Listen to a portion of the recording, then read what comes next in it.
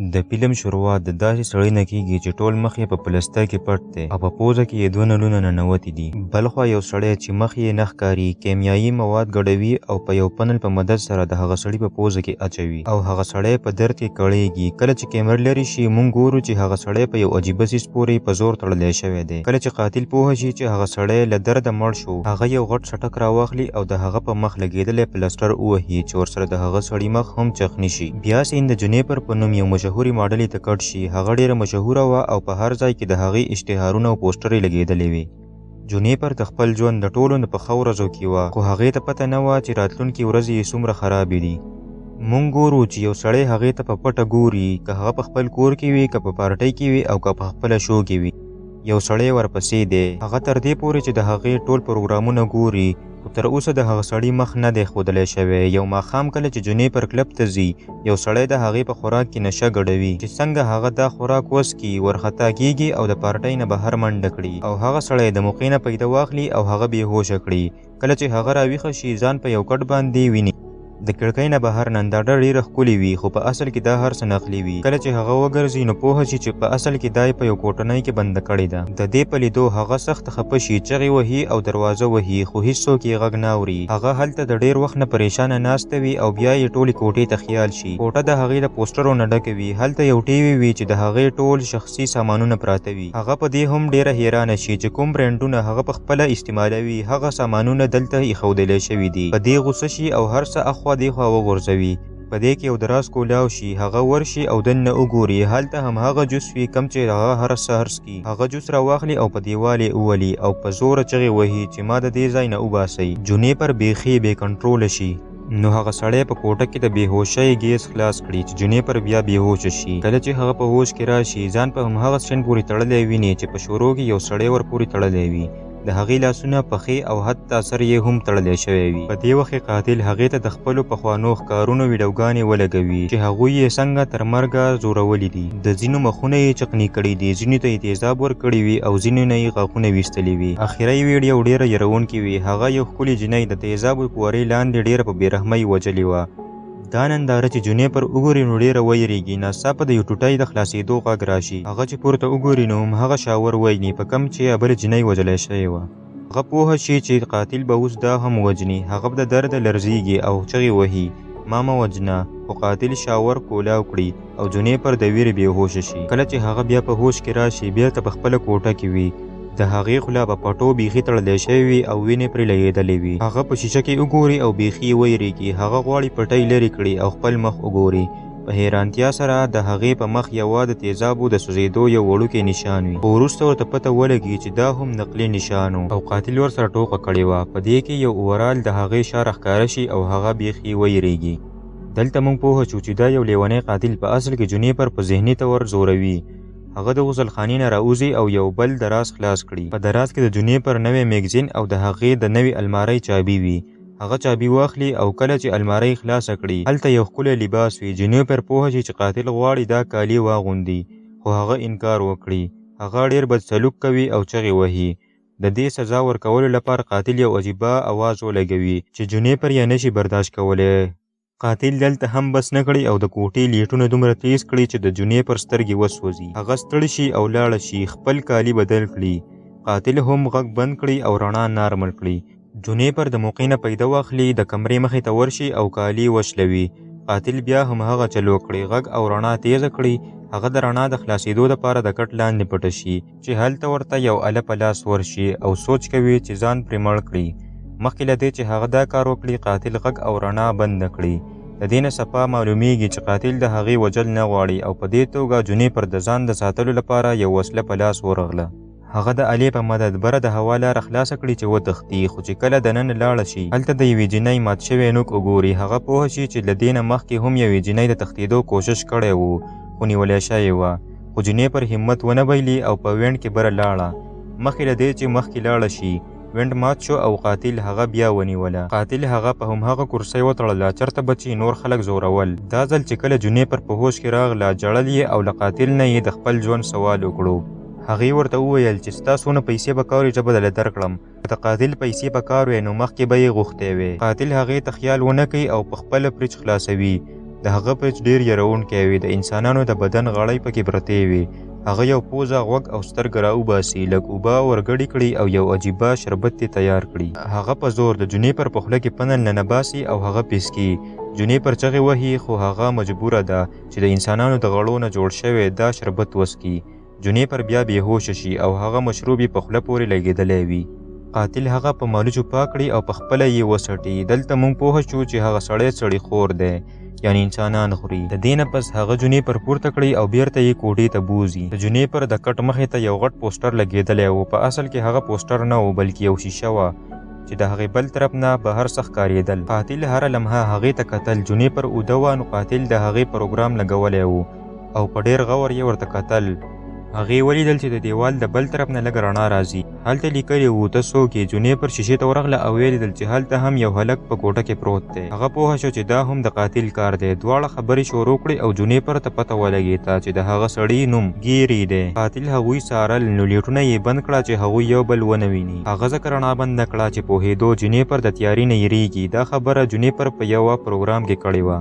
ګیري د یو ماچس تیلی ولګوي چې جونیپر ونه ویریږي او هغوی خبرې وکړي. هغوی دواړه خوشحاله وو چې په دې دوزخ کې یوازې نه دي. ګیري د شیشې شاته لګېدلې سپینه کوټینګ لرې کړو چې جونیپر پوره وګوري. د ګیري په شتون سره د جونیپر ویره کمه شوه.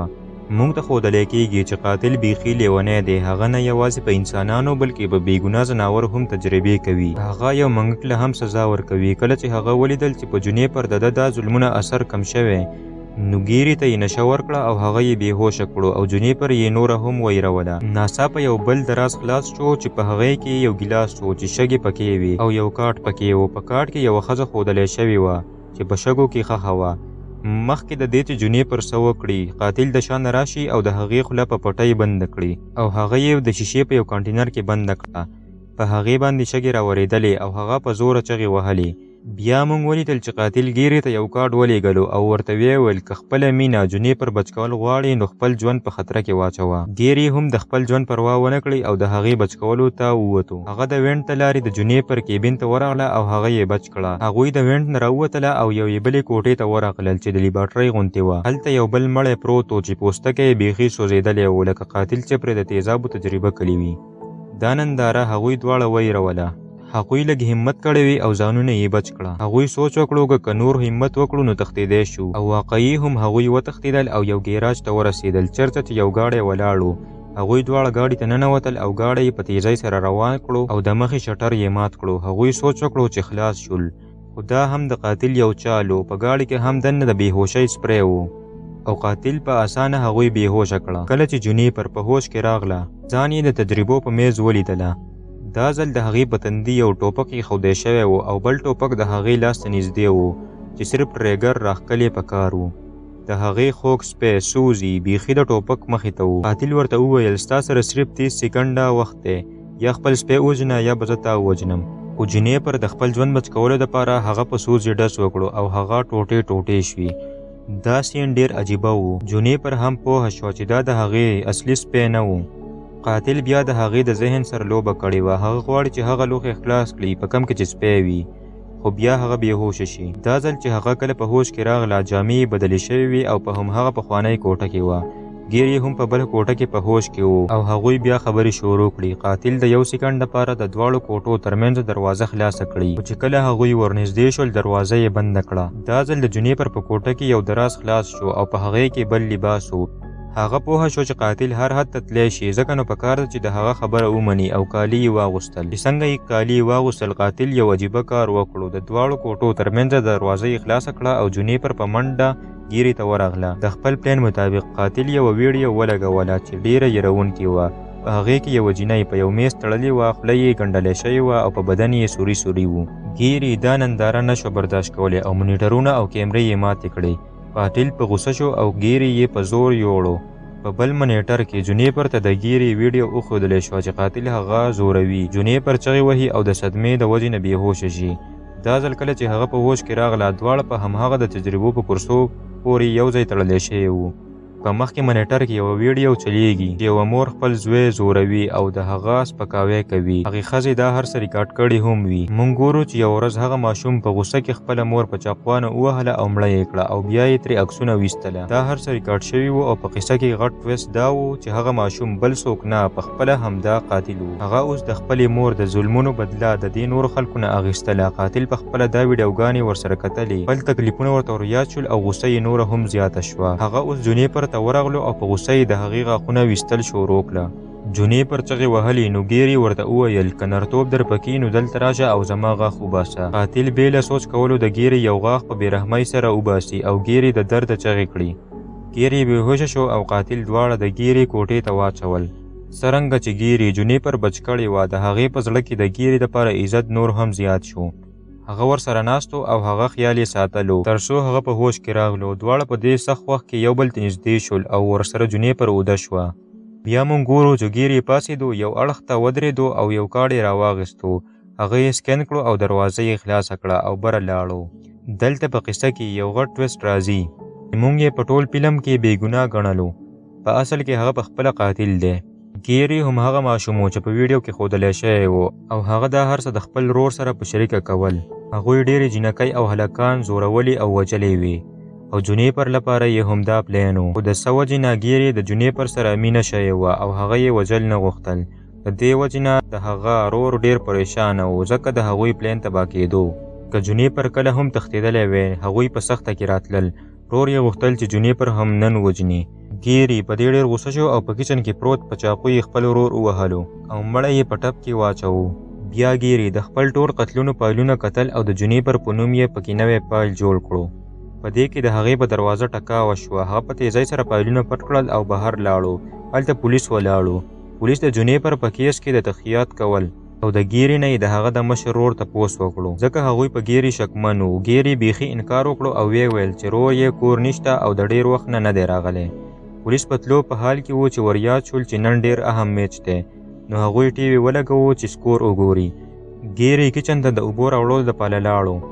ناڅاپه یو اشتهار راغی او پولیسو چې چینل یې بدل کړو هلته د جونیپر د کوټې CCTV ویډیو لګېدلې وه. هغوی حیران شول چې ګیري اصل مجرم دی. مخکې له دې چې پولیس هغه ونیسي ګیري د خپل غټ ټوپک سره راغلو او هغوی یې ووجل. په دې کې د هغه خیال شو چې د ډزو اواز څه به جونیپر راویښه شوی وي. هغه هغې ته منډه کړه او ویې ویل جونیپر راپاسه موږ تښتېدلی شو، ما دواړه قاتلان ووجل. هغه جونیپر خپل کور ته راویسته. جونیپر د پولیسو مړی ولیدل او سوچ یې وکړو چې شاید دا قاتلان دي. هغوی په تیزۍ سره فون راواخیستو چې پولیسو ته فون وکړي او ګیري ورته وویل جونیپر نه، پولیسو ته فون مه کوه، دلته هر څه ریکارډ شوي دي. که دا ویډیوګانې بهر لاړې نو ستا نوم به بدنام شي. پرېږده چې زه دا ویډیوګانې ډیلیټ کړم. دا یې وویل او لاندې لاړو. جونیپر پورته د فون کولو کوشش کولو خو هغه فون بند و.